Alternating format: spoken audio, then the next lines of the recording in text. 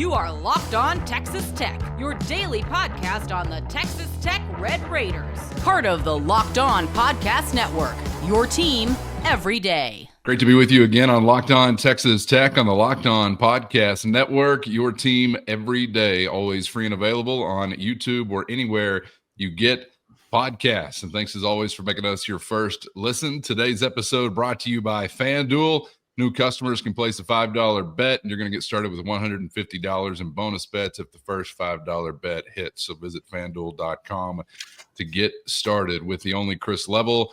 I'm Casey Cowan. Chris, great to be back with you. Hope you use the open week wisely to recharge the batteries because it's happening fast and furiously this week. Of course, we got Red Raider football on our minds as they're getting ready to return to action from Stillwater, Oklahoma. We'll get to Red Raiders and Cowboys, what we're looking ahead to this weekend, and actually something that has caused Chris Level to look behind at a matchup between these two in the rear view that maybe we can compare and contrast. We'll get to that in just a moment, but also part of the fury this week, Chris, Red Raider game day coming up to kick off the week, and then you are right back with a quick turnaround for Thursday and Friday action. Maybe even a significant matchup as far as resume implications in store for you here this week. So here we go. Worlds colliding. And after an open week, man, I'm ready for it all. Bring it on, whatever it may actually result in, right?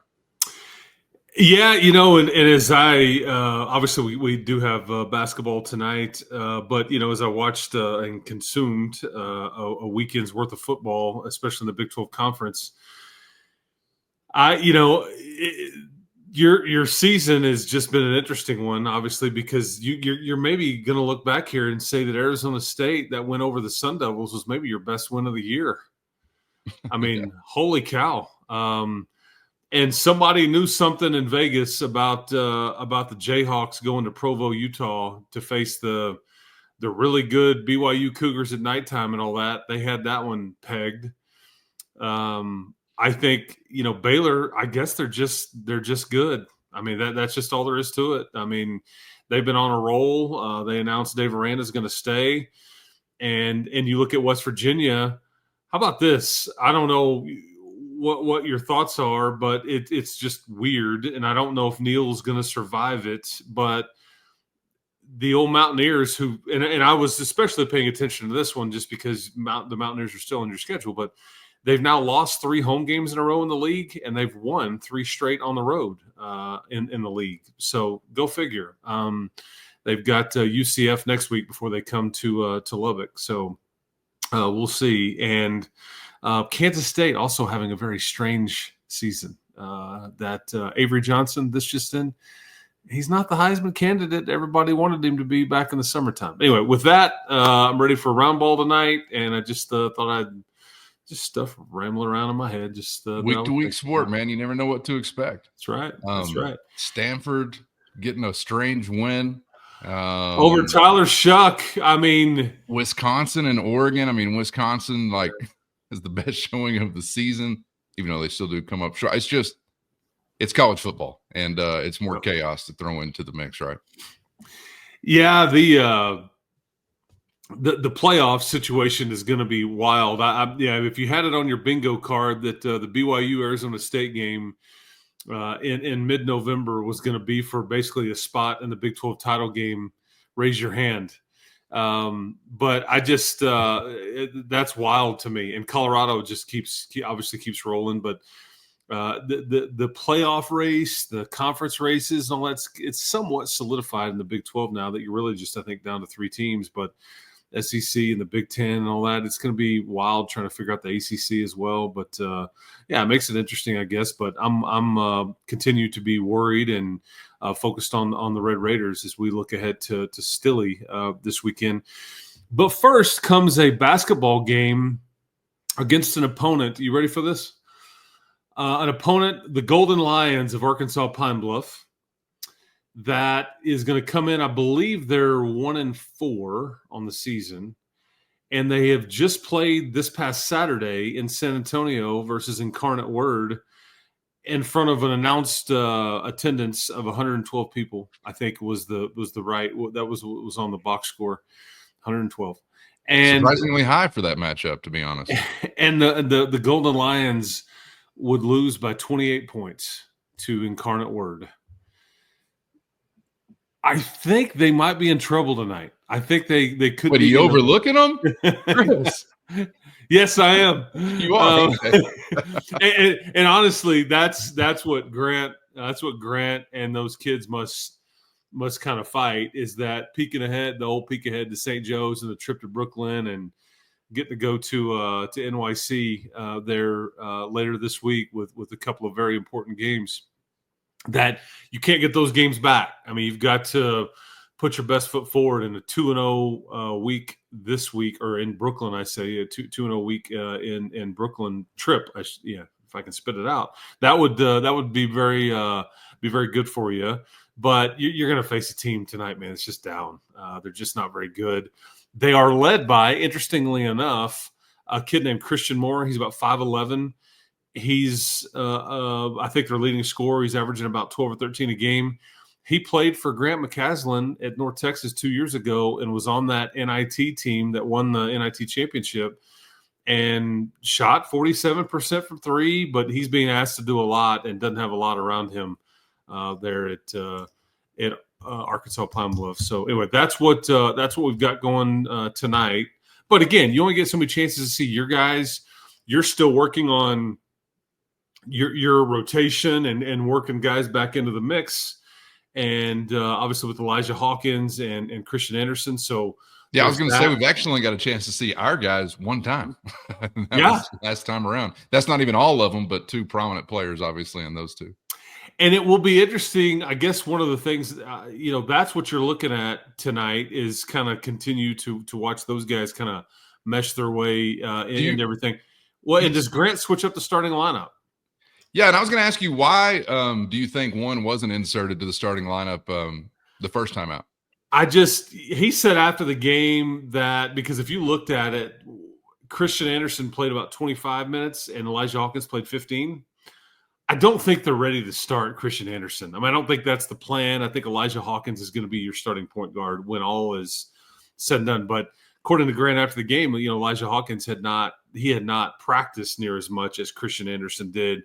So they were purposely kind of managing that. And that's why I think neither one of them started, but maybe we get that tonight. And if you could, it would be smart to just do that so you could set up. It just allows for your rotation game full before you see the Hawks of St. Joe's.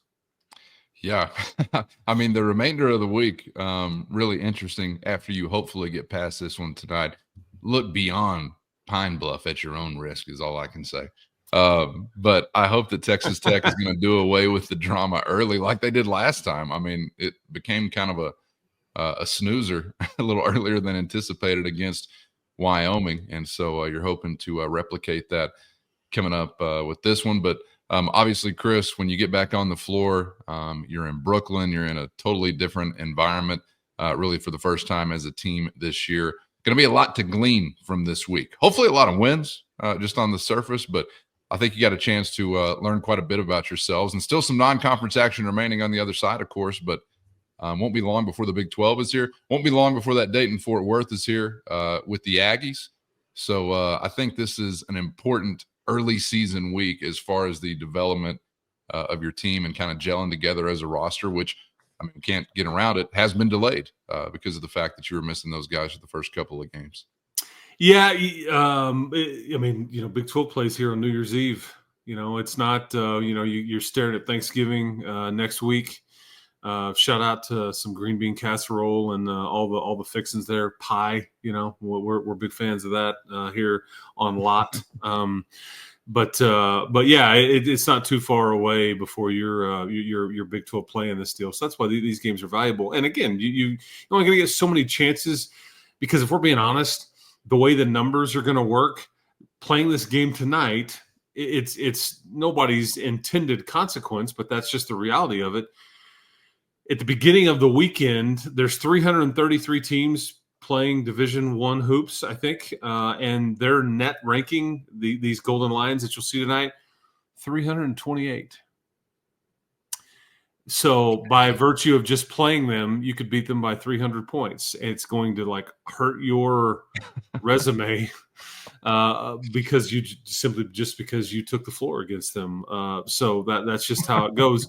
So you do need to take care of business. You need to focus and be where your feet are and all that stuff. But it's really about this week will be about what goes on in Brooklyn for sure. Taking no prisoners with the Pine Bluff crowd early today. Making no friends, and I don't even know if we want any. You're going to hurt our friend resume just walking down and chatting it up with you. I don't know, necessarily what an expectation is for how quickly you can come together in a normal setting. A little bit delayed for the obvious reasons we've been discussing here, but will be something, of course, to continue to monitor as we roll through this week's action. Plenty to go this week on the hoops front, but want to spend time obviously kicking off the week as well. Turning back to Joey McGuire and the Red Raiders.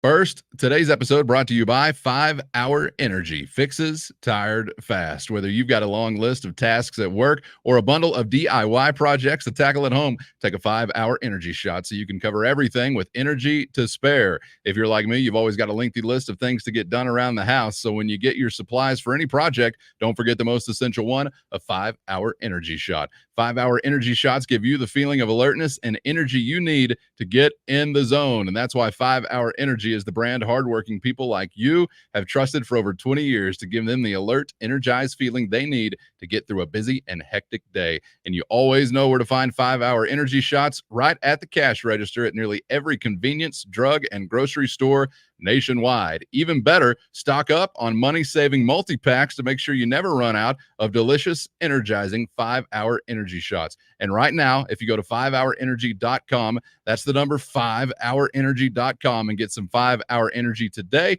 you can use our promo code LOCKEDONCFB. That's LOCKEDONCFB to receive 20% off your order. This offer only valid until September 30th on one order and cannot be used with other promotions and does not apply to subscription orders. Boost your day, boost your life, and get in the Get It Done zone by going to 5hourenergy.com today. Turning back to Joey McGuire and the Red Raiders. I think I saw him around -4.5 on the road against Oklahoma State on FanDuel early this week, Chris. And, really in these final 2 ball games, I was having this conversation with a Matador mobster on Saturday morning, asking about like an achievement level for Texas Tech to this point in the season. I cannot say that Texas Tech, based on my preseason projection, has underachieved yet this year. There have been some frustrating losses. Obviously, we don't have to relitigate all of this. But as you think about what type of record you anticipated for Tech coming into the year, maybe as a fan, what you felt like would either represent maintained or even improved upon progress or momentum as a program, we're right here in this neighborhood. So as you hit these final 2 ball games, obviously still a lot of opportunity out there for you, but also the biggest chances yet to slip up. I think there's like a different kind of pressure maybe for the team entering these final couple of weeks and what we've had so far this season, because it's like, all right, we can feel okay if you take care of business, but man, if you don't, it will be the most frustrating yet, I guess, given what Oklahoma State and West Virginia have represented so far this year themselves.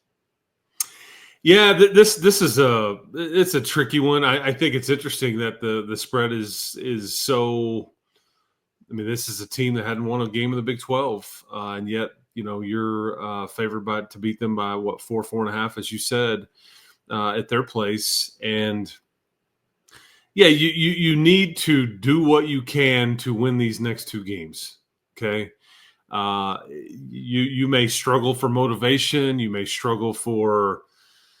I don't know what this is going to look like. We'll get into that as the week goes along about if there's any injuries or if there's anybody, I don't expect this, but if you have somebody that opts out, or if you decide to, hey man, we're going to go with the young guy in whatever case that may be, we're going to whatever, but and you're facing 2 teams that in one case doesn't have anything to lose.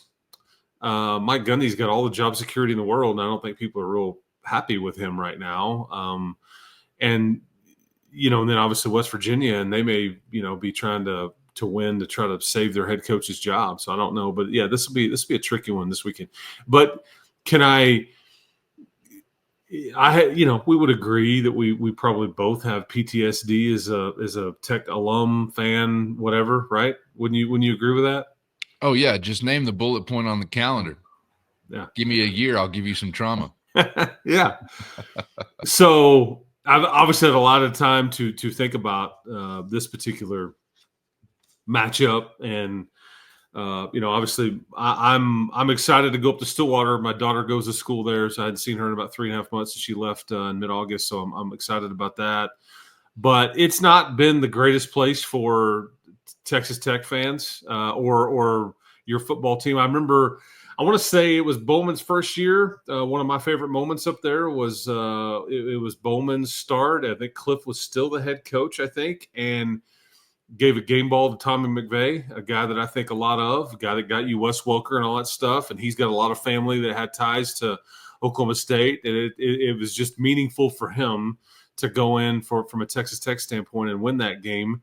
I mean, Baron Morton threw for 300 plus in one of his first starts and then kind of tweaked that ankle at the halftime, and you just couldn't overcome it. But in general, it's not been just great to you. But one time that I did, this is the PTSD part, that I thought of is I was like, you know what? There was a time when Oklahoma State wasn't very good, and you were. And there was a game up there in 2005, no television, I don't believe. Had to be there to see this. And you would have been a heavy favorite, at least a double-digit favorite, way more than you are going into this one. I believe you were 8-1 and 13th in the country at the time. And I believe this was Mike Gundy's first season, Calvin. And I think they were 3-5 on the year. And I mean, you'd go on to beat Oklahoma the next week. You'd go to the Cotton Bowl and lose a nail biter to Alabama. I mean, you were having a year, man. Amendola, Hicks, Filani, Cody Hodges. I mean, you just, McKinnon Dixon, Fletcher Session, Dwayne Slay. I mean, there's a lot of names on that Texas Tech team.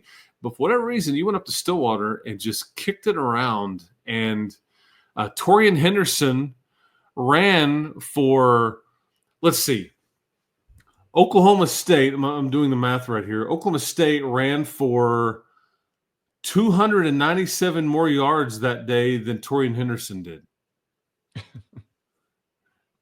Is that all? Yeah. Yeah, they were over 300. I think he was -6. You were 0 for 10 on third downs. 0 for 10. And that was the last time that a Mike Gundy coach team wouldn't go to a bowl game, was that particular year. That was his very first season, I believe. And here we are again, this many years later, and that bowl streak is ended for the Pokes. Whatever it is, 17, 18 years, and they don't have anything to play for. But you're going to walk in there. This one also not televised unless you are an ESPN Plus member. It not on network TV. It will be senior day for these guys with a whole bunch of seniors for Oklahoma State. I mean, this is why everybody picked them, and they played in Arlington last year for the league championship. Mm-hmm. So anyway, let's just hope there's not a redo there. Let's hope the Red Raiders go in there and take care of business and start early and kind of finish it up and just kind of, yeah. So anyway, put them out of their misery. Yes, I would like to. Yes. Chris, I'm curious. We kind of got into this on some shows previously last week, but had some questions near and far about, red shirt numbers and things like that as we get down to the final 2 weeks, and, who's already preserved theirs, there and maybe leading to an opportunity to get on the field in these last couple of weeks. And we've mentioned several different names, and we focused in on some guys that we've already seen from a freshman perspective, like obviously Jacoby Williams or Cameron Dickey or Will Hammond, obviously a guy that's been popular to ask about over the last few weeks. But as we do get into these final two, I wonder are we leaving guys out that maybe we should focus in on or have on our radar, either side of the ball, other position groups? Anything interesting you think maybe to keep a heads up on as you roll into these final 2 regular season weeks? Today's episode brought to you by FanDuel. Get ready to tackle all the action with FanDuel, America's #1 sports book. And right now, new customers can bet only $5 and get $150 in bonus bets if you win. The FanDuel Sportsbook app gives you everything you need to place live bets on the NFL and a whole lot more, all in one place. So when you get a hunch, a gut instinct in the middle of the game, you can check out the latest stats, view live play-by-play, and so much more, all on the same page where you place your bet. Just visit FanDuel.com to join today, and you'll get started with $150 in bonus bets if you win your first $5 bet. That's FanDuel.com. Never waste a gut feeling again, and make every moment more with FanDuel, an official sportsbook partner of the NFL. Today's episode brought to you by Gametime. Never sweat buying tickets to your favorite event again with Gametime. It's always a breeze using the Gametime app, where you're going to find the best last-minute deals, and I love being able to scout out a view from any seat before pulling the trigger. Of course, you're always doing it at the lowest price guaranteed. Gametime has deals on tickets right up to the start of the event and even an hour after it begins, which means you can finish off that final brat, that final beer at your own pace at the tailgate, because Gametime is the place to find last-minute seats to any event. Gametime gives you the fastest and easiest way to buy tickets, but not just fast, also secure and simple to use. So right now, download the Gametime app and create an account and use our promo code LOCKEDONCollege for $20 off your first purchase. Terms do apply. Again, create an account and redeem our code LOCKEDONCollege for $20 off. Download the Gametime app today for last-minute tickets at the lowest price, guaranteed. Anything interesting you think maybe to keep a heads up on as you roll into these final two regular season weeks? Yeah, and I don't know what all. Obviously, we'll hear from Coach McGuire on his weekly press conference later today, or at some point early this week with all the media availabilities now that we're back in a normal routine. I don't know what all he's going to say there. I'll give you my thoughts. Do I think Baron Morton is going to start this game this weekend? Yeah, I do. Unless there's some sort of something that happened, like there was a boating accident, or there's a what's the Michael Brewer example? Wakeboarding. Yeah, wakeboarding. Yeah, that's always the example that we were like. Hopefully, no wakeboarding in November. Yeah, what happened here? Never know. Jacoby Williams will continue to play, as will Cam Dickey. If Micah Hudson's back and healthy, he's going to be in the mix. But the one that I think that people aren't like suggesting enough about, that I think actually could be the one guy here that starts, is Jacob Ponton. I think. And I'm just guessing, but like put all those dots together. You're in your window where now there's no ramifications here. What did they talk most about after last game? It was the offensive line and how bad they struggled. Jacob Ponton replaced Dalton Merriman late in that game anyways. I wonder if they don't leave it that way. I think that I don't know if you remember these conversations, but whether it was August or September, I can't remember, but we would have these hypotheticals. I don't know if it was a mailbag or if it was just people would be, just kind of like, hey, who do you think is most likely to be drafted off of this team, or who could theoretically be the highest draft pick on this team? And I think I remember telling you, it's not right now, but I think that there's a lot of thought that Jacob Ponton could be that guy. Now, he's still a pup. He needs, 30 or 40 pounds. He needs to continue to, grow into his body. But what they like about him is that they know he's going to be locked in and he will fight. And he's got a lot of measurables. And now you don't have – would we agree that you have a major issue at left tackle? Yes. Yeah. And I just think offensive line in general. Really, when we talk about that Colorado game, it was much more your left side of your line having a problem than your right side. None of it was great, but it had been good enough at times this year. It hadn't been great at times, but it had been enough, and it just wasn't against Colorado. I thought it's probably a shared. I know after the game, Clay McGuire had told Joey McGuire, and Joey's like, "Yeah, Clay's telling me that it's his fault and all that, and that's not necessarily fair." Barron maybe held on to the ball a bit too long. Maybe your receivers aren't getting open quick enough. Whatever play calls. Colorado's defensive front was really good, and they continue to be. I watched enough ball this weekend where I would have a really tough time if you could tell me I could have one or the other, but not both. A dominant defensive line or a dominant offensive line. I don't know which one controls the game more, because I watched many defensive lines just wreck shop. And it's like, it doesn't matter what you're running, who's playing around, or what you're doing. If you just consistently get to the quarterback and wreak havoc and make them move around and throw it quicker or into the ground or whatever they're wanting to do, it can look like a mess. And I saw many touchdown dances in the other end of the field by defensive linemen.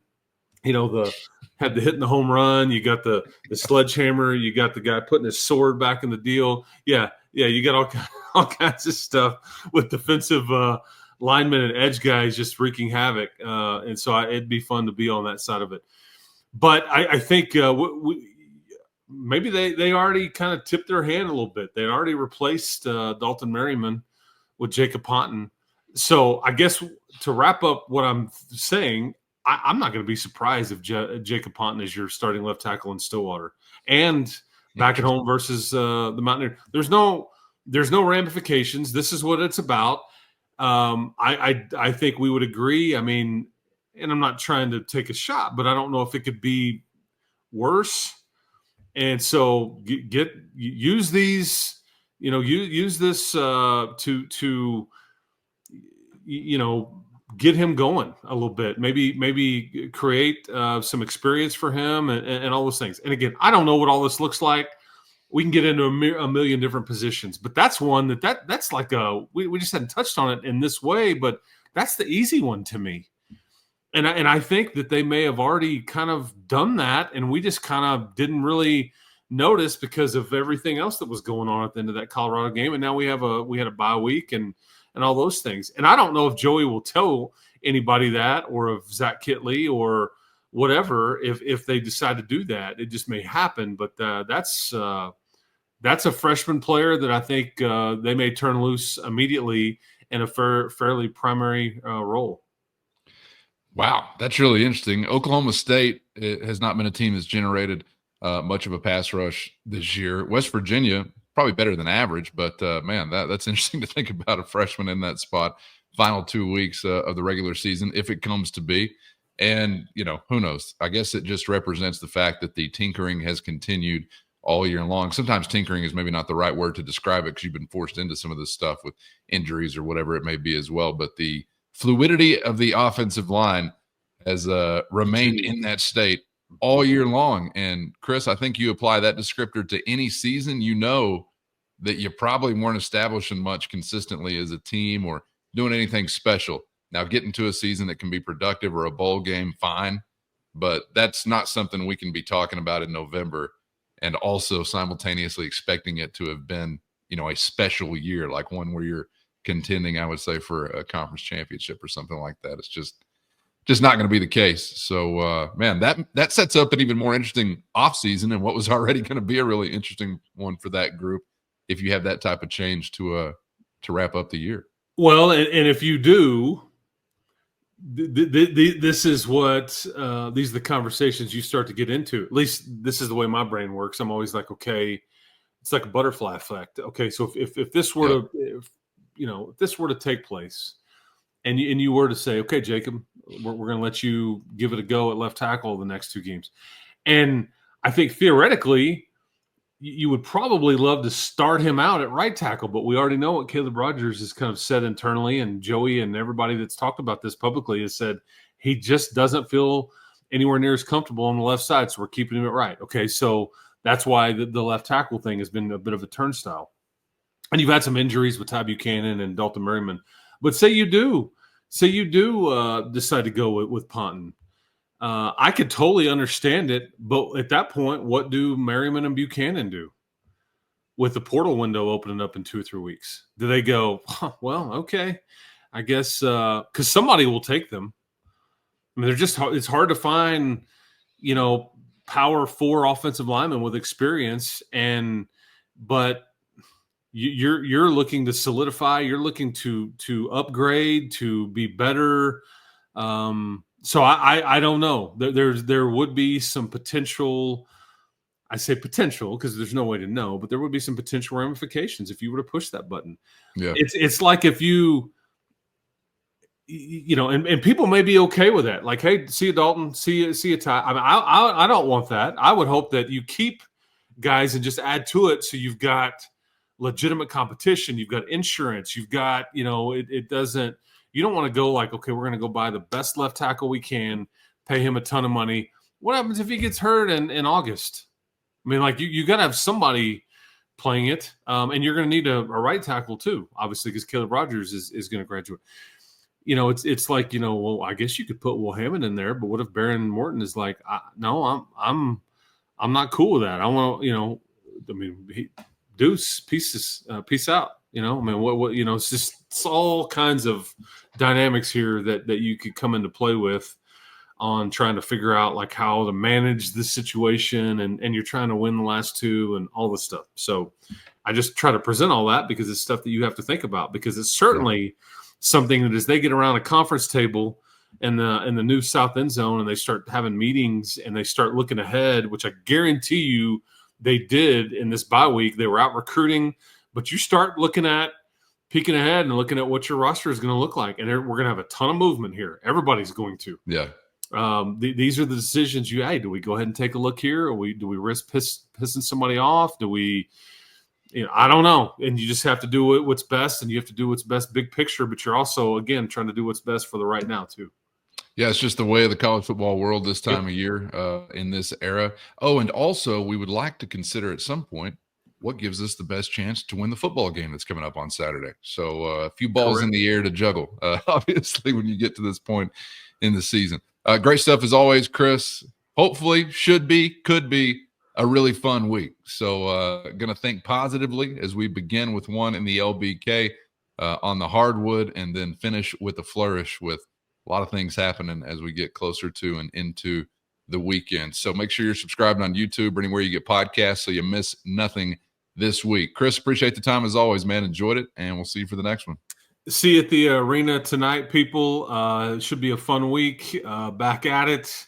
Yeah, we got a Joey McGuire show, the last one on Thursday night. We got Red Raider basketball Thursday night. We got Red Raider basketball Friday, and we got the Red Raiders and the Pokes and Stilly on Saturday, and then we get a holiday week coming up with more sports. That's right. Sports, baby. Yes. Yeah, daytime sports zone. We're getting close to yes, daytime sports zone. Are you embracing the Dust Bowl this week? Bronze tumbleweed trophy, something like that. I'm trying to embrace it. I think I'm ready to get them out.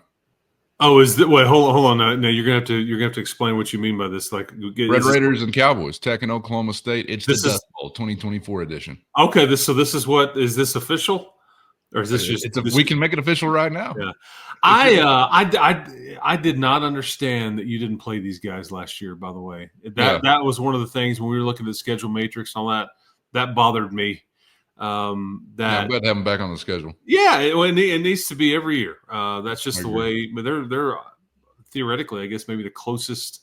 I guess them or TCU are the closest institution to you, so it just doesn't make sense. But yeah, maybe if we bronze a tumbleweed, put a plaque on it, we can get the league's office attention and get this thing on the calendar every year. And I think the winner of the game should send the bronze tumbleweed with the loser. The loser, the loser. Yeah, because I'm trying to get all the tumbleweeds out of here. And just these yuppies elsewhere. Somebody in an Airbnb somewhere has got a tumbleweed nailed to the wall. I actually saw that one time in Santa Fe, New Mexico, and I thought, man, I can make a fortune. I'm in the wrong business. Is it like Marfa? Don't they have like fancy? It's art, or actually, it's just a tumbleweed that you just. All right, I didn't mean to make you dive off into tumbleweed zone to wrap up the show. I was just curious, but I'll read it if you want to this week, the week of the 2024 Dust Bowl. All right, for Chris, I'm Casey.